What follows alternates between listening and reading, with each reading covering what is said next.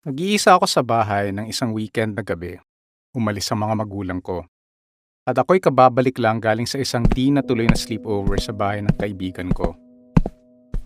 Nakasindi ang mga ilaw nung nakarating ako sa pintuan. Naalala kong sinagot ko ang telepono. Ang kaibigan ko'y tumawag at yun ang huling normal na pangyayari ng gabing yon. Naglalaro ng video games ang kapatid kong lalaki sa kabilang kwarto. Rinig ko ang madiin na pindot niya sa video game habang nasa cordless na telepono ako. Naglalakad daw sa sala at tinapos ang tawag sa kusina. Naalala kong may narinig akong matinis na sigaw galing sa isang parte ng bahay. Hindi ko mapuna kung saan galing ang ingay dahil naririnig ito sa bawat kwarto na pinuntahan ko para hanapin. Tumigil yung ingay pagkatapos ng isang minuto sa pagring ng telepono. Pero ang telepono ay wala na sa kusina kung saan ko siya naiwan. Nasa banyo na siya sa may lababo. Sinagot ko ang telepono at walang sumagot. So binaba ko na to. At doon ko narinig yung parang may malaking bagay na hinihilang tunog sa may taas ng atik sa kisame sa taas ko. Sinundan ko ang tunog habang palipat-lipat ito ng kwarto hanggang makarating ako sa kwarto ng magulang ko. Na nung panahong yon ay may waterbed. Nung nakarating na ang tunog sa malayong pader, tumigil ito at nagring ang telepono at ang kaibigan ko na ang tumawag. Sinabi ko sa kanyang nangyayari at sabi niya ay mag-ingat ako at tumawag ng pulis. Pagkaalis ko sa telepono, nahiga ako ng sandali sa waterbed. May narinig akong katok. Sinagot ito kaagad pero walang tao. Sa puntong yon, tinawag ko ang aking kapatid sa kanyang kwarto para may ma-check. Pumasok ako kaagad sa kwarto niya pero walang tao. Ang kama niya ay maayos at malinis. Di nakasindi ang TV o ang console at ang controller niya ay nakabalot at di nakasaksak. Walang paraan na nagtago siya at biglang naglinis ng kwarto niya ng ganun kabilis nang tinawag ko siyang pupunta ako sa kwarto niya. Nag-iisa pala ako buong gabi. Naririnig ko ng tuloy-tuloy ang kapatid kong naglalaro ng game pero wala pala siya doon. Nagring uli ang telepono at muli wala siya sa pinag-iwanan ko. Ngayon, ito ay nasa kusina kung saan ko siya unang iniwan. Sinagot ko habang naglalakad sa paligid ng bahay. Kaibigan ko ang tumawag muli. Sinabi niya na yung tawag kanina ay naputol ng walang dahilan at pinipilit niya akong tinatawagan. Sinabi ko sa kanya ang nangyari nang may narinig akong kumatok sa pintuan. Dahil katabi ko lang ito, sumilip ako sa bintana. 2 segundo pagkatapos nito at walang tao sa labas. Sa puntong ito, binuksan ko ang pintuan at lumabas sa bakuran para siguraduhin walang tumatakbo dahil malaki ang aming bakuran at walang pwedeng pagtaguan. Inikot ko yung buong bakuran at tumingin sa paligid pero wala naman akong nakita. Mga ilang minuto ko rin kinausap yung kaibigan ko bago ko ibaba yung linya.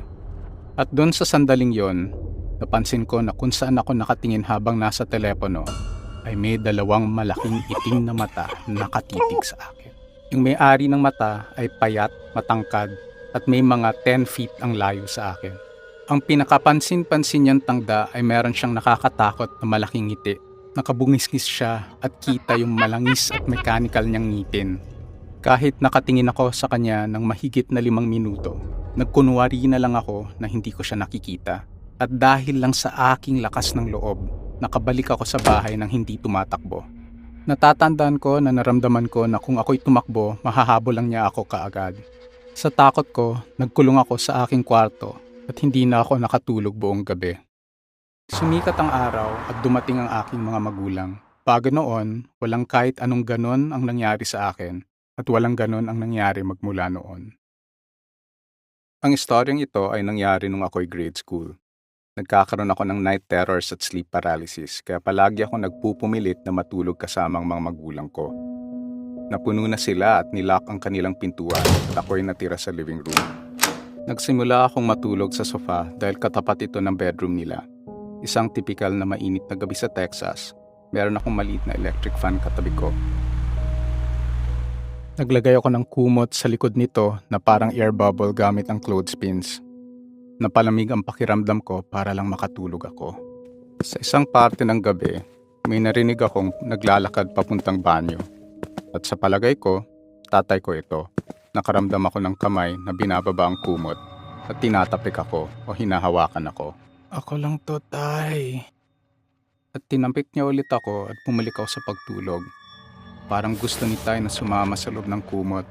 Nung nakapasok na siya at nakatabi sa akin, naramdaman kong hinawakan niya ang aking dibdib at leeg.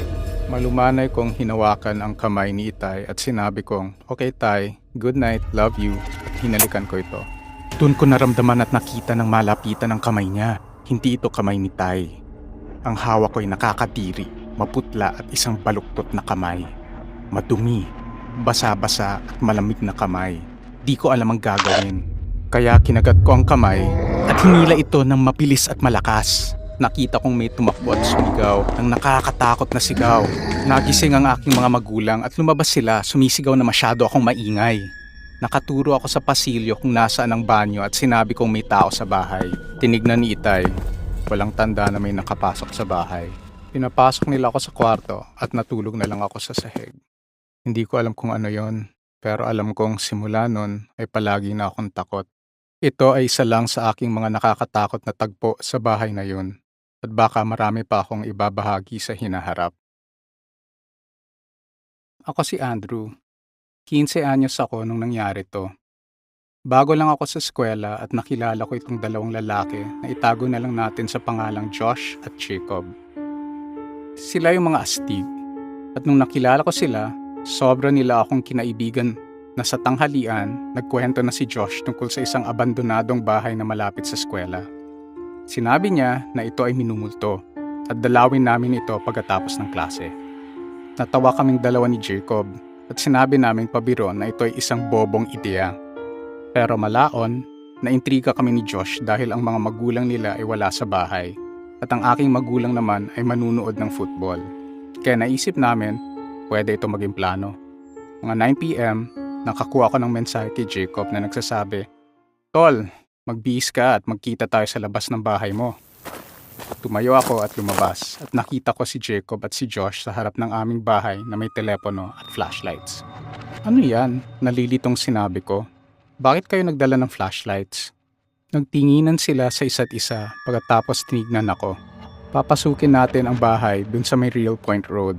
Hindi, sabi ko sa kanila. "Di natin pwedeng pasukin ang bahay na yon. Pwede tayo malagot." Nagsimula kaming magtalo, pero sa huli, napasama ako sa kanila. Kaming nagbike at sinundan ng isa't isa papunta sa bahay. Tumigil kami at tinignan ang isang luma at makalawang na bahay na may basag na bintana sa second floor. Si Josh ay dali ang bumaba sa bike at pinilit na buksan ang pinto. "Nakakaasar!"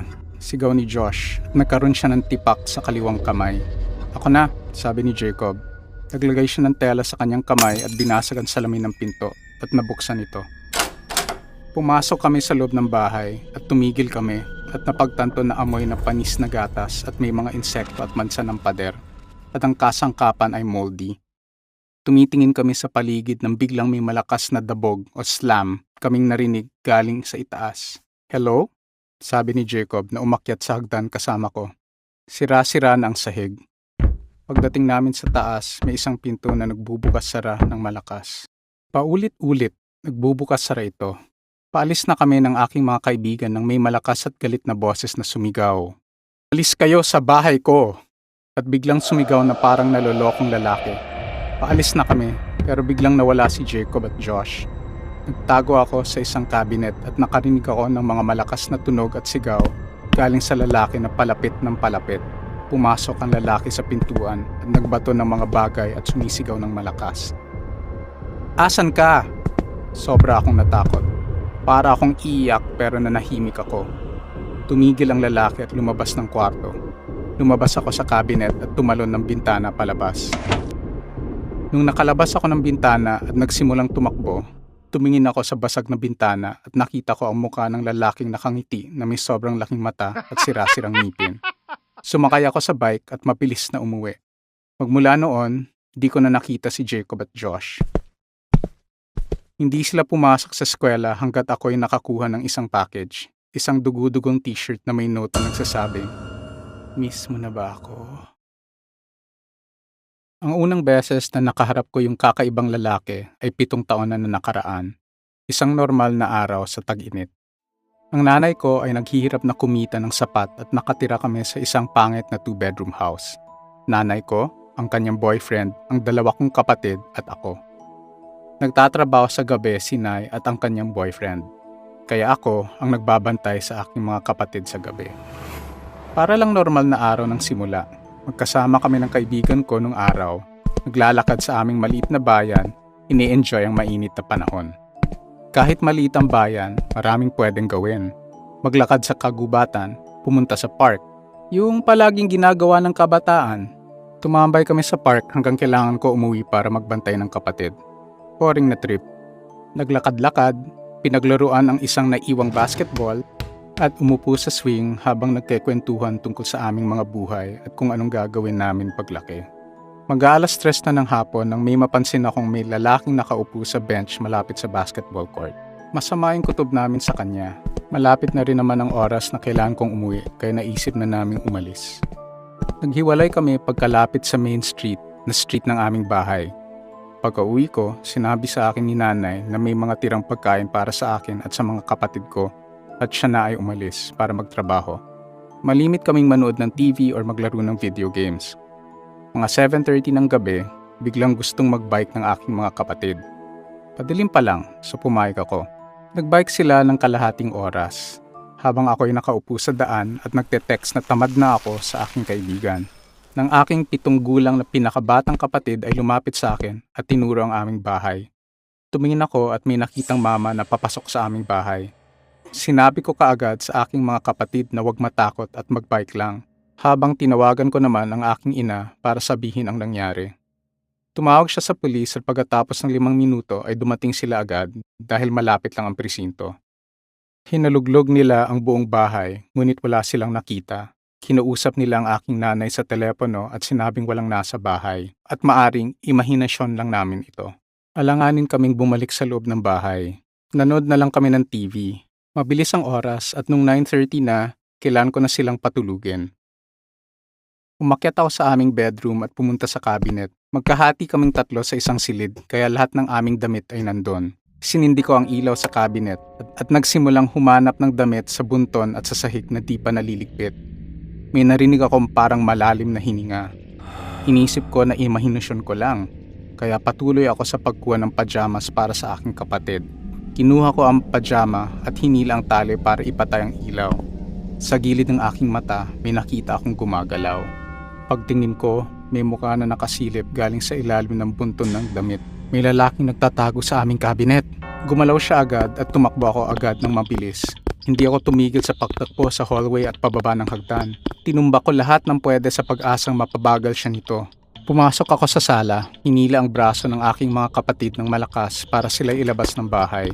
Nung nasa labas na kami, di ako tumigil hanggang 3 bloke na ang layo namin sa bahay.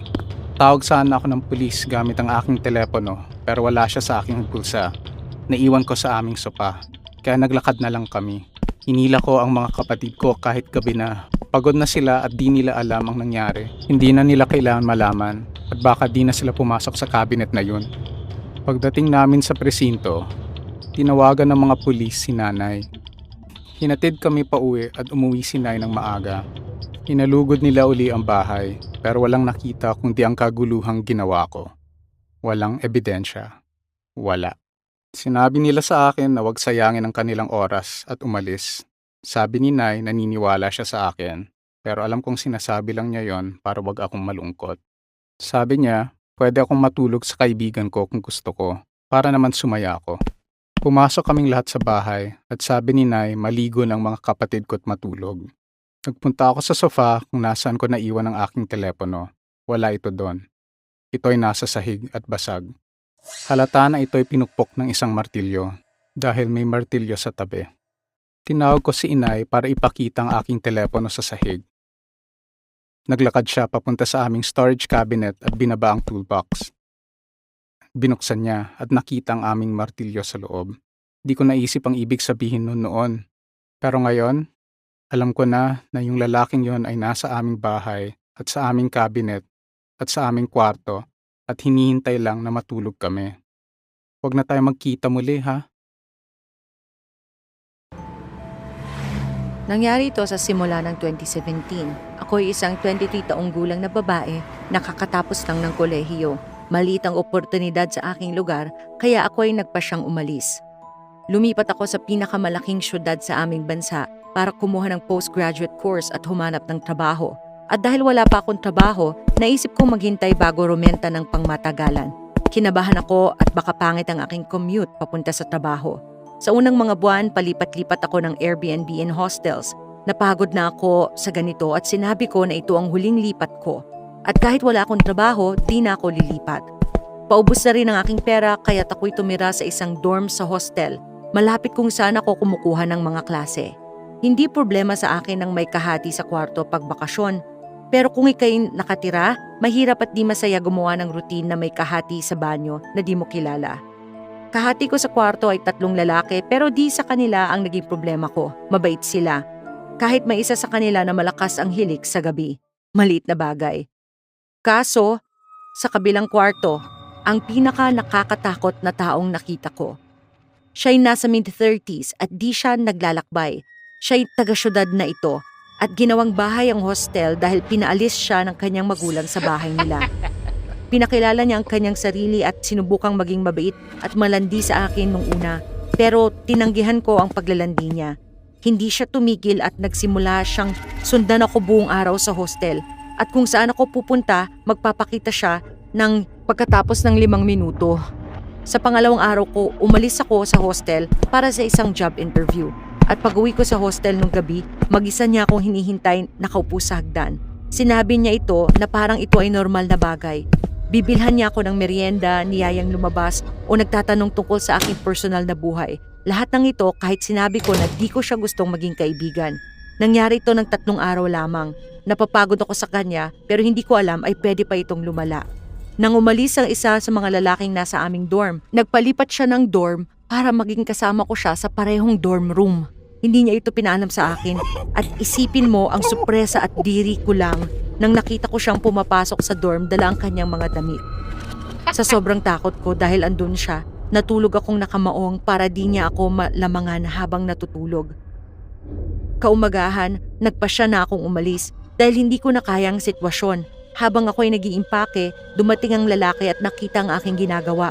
Bigla siyang umiyak na huwag ko siyang iwan at mas lalong nakakatakot at nakakadiri ang sitwasyon. Sinabi niya na mamimiss niya na makita ang aking mukha habang natutulog at salamat sa Diyos kinuhanan niya ako ng pictures.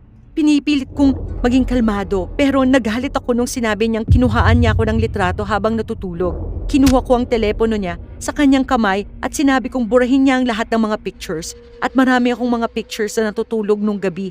Umalis ako sa hostel at pinagsisisihan kong di ko siya ni-report sa staff. Loko-lokong lalaki sa hostel, huwag na tayo magkita kahit kailanman. Simula ng 2020 at ako'y nasa trip kasama ang aking kaibigan sa London. Dalawa kaming mga 22 years old na babae na gusto lang maglibot sa mga gallery at maramdaman ang syudad na iniisip naming tumira doon. Nakatira kami sa isang cheap na hostel sa East London pero di naman kami andun palagi. Bumabalik lang kami ng mga gabi na. Umaalis kami kada gabi. Nasa shared room kami na may 2 pang bunk beds. Maraming araw, di namin alam kung may ibang tao sa kwarto. Minsan may naririnig kaming hilik. Wala na kaumagahan. Pero sa aming huling gabi, may dumating na tao. Nakita naming ayos ang kanyang damit sa kama at ang sapatos niya rin. Natutulog siya sa ilalim ng duvet kahit ang damit niya ay nasa taas ng kama. Parang narinig niya kami na papasok at tumalon sa kama bago kami dumating at nakasindi rin ang mga ilaw. Pareho kaming medyo lasing na so di na namin pinansin at natulog na kami. Kaumagahan, pauwi na kami. Sa maagang flight mga 6 a.m. Nung nagising kami ng 3:30 a.m., gising na rin siya. At nang kami nag-iimpake, nakita namin na naglabas siya ng mga bagay nang may pagkasunod-sunod. Pabulong-bulong siya pero di namin ito maintindihan. Tawa siya ng tawa, mag-isa at palakas ito ng palakas. Nag-text kami ng kaibigan ko kung gaano kakaibang lalaki pero alis na naman kami so di na kami kinabahan. Pumunta ako sa banyo para magsipilyo ng ngipin. Medyo nakabukas ang pinto, nasa labas lang ang kaibigan ko nagme-makeup kaya di ko na sinarado ang pinto para magsipilyo.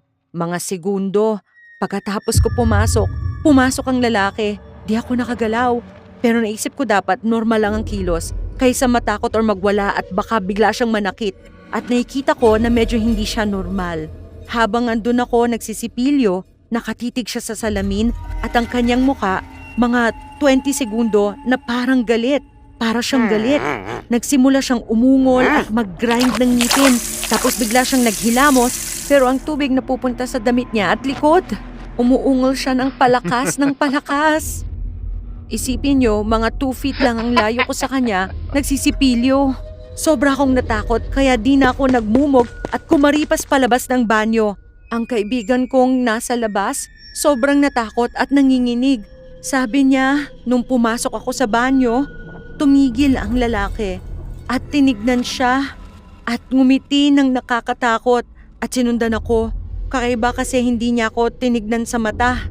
Kinuha namin ang aming gamit at tumakbo pababa. Nung una, pagod ako at di ko tuluyang naisip kung gaano siya kakakaiba. Pero pag naisip ko, pwede itong maging mapanganib.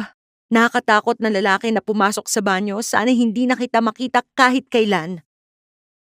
Nangyari ito noong 2002. Bago ako magsimula, sorry dahil hindi ganon kaganda ang Filipino ko, di ako sanay. Ako'y babae at ako'y 19 years old noon. Nagtatrabaho ako sa isang maliit na family-owned coffee shop kung saan ang mga customer ay mga estudyante na kaedad ko. Kaya yun nga, ang gabing ikikwento ko ay ito. Nung panahon na yon, wala akong kotse. Kaya palagi akong nagbubus. Buti na lang ang bus stop ay katapat lamang ng coffee shop. Kaya hindi malayo ang lakad ko. Ako ang nagsarado nung gabing iyon. Mga 10:15 p.m. umupo ako sa upuan sa bus stop at tumingin sa aking telepono. Naghihintay ng bus na dadating ng 10:28 p.m. Tumitingin ako ng mga memes. Narinig ko ang mga kotseng dumadaan. Bigla akong nakarinig ng paggalaw sa may halaman sa likod ko. Pagtalikod ko, may lalaking papunta sa akin. Kita ko agad na lasing ang lalaki dahil amoy na beer siya. Kumibit ako ng konti habang hinawakan ko ang pepper spray sa aking bag. Tinitignan ko siya. "Meron ka bang barya?" sabi niya, na may nakakatakot na tingin. Sinabi ko na wala at tumabi siya sa akin. Lumayo ako sa kabilang dulo ng upuan habang siya'y pabulong-bulong ng kung ano-ano. Inisip ko kung aalis ako at maglalakad na lang pauwi, pero mga 45 minuto ang lakad pauwi at wala pang Uber at Lyft noon. Kaya yun na nga. So andun ako, hindi mapakali. Tapos bigla siyang nagtanong. Naging magalang ako, sumagot ng maikli. Bigla niya akong niyaya lumabas. Siyempre, sabi ko, di ako interesado. At lalo lang siyang nagalit. Tumayo siya at biglang sinuntok ang bus stop sign at salita ng salita tungkol sa mga babae na binabasted siya at magiging sorry daw ako. Mabagal akong tumayo habang hawak ang pepper spray. Sana dumating na ang bus. Bakit ba ang tanga ko? Di ako tumakbo. Di ko alam. Pero ayun nga ako. Mga ilang minuto na siya'y patuloy na nakikipag-away sa sarili. Nakita ko ang bus headlights. Naisip kong maliligtas na ako. Sabi ko, "Excuse me," at nilampasan siya. Pero bigla niya akong hinawakan at nung hinawakan niya ako't inikot at kaya gumawa ako ng kamao at sinuntok ko siya ng malakas sa sentido. Pinakawalan niya ako at humingi ako ng tulong sa bus driver. Huli kong nakita habang kumakaripas ako sa bus ay ang lalaki na tumatakbo papunta sa bus para hawakan ako. Sinarado kaagad ng bus driver ang pintuan at umalis na ito. Pagka-uwi ko, tinawag ko ito sa pulis. Mga ilang araw, day off ko. Sabi ng aking katrabaho na may lalaking naghahanap sa akin. Inilarawan niya ang lalaki na katulad sa lalaking nakita ko dati. Sabi ng katrabaho ko na meron rin itong malaking pasa sa sentido. Siya talaga yon. Kaya iyon, pagkatapos ko kausapin ang aking manager, palaging day shift na ako. At palaging may susundo sa akin kapag gabi, kahit kaibigan o kapamilya. Huminto na ako pagkatapos ang ilang buwan at lumipat sa ibang bayan at di ko na nakita ang lalaki kailanman.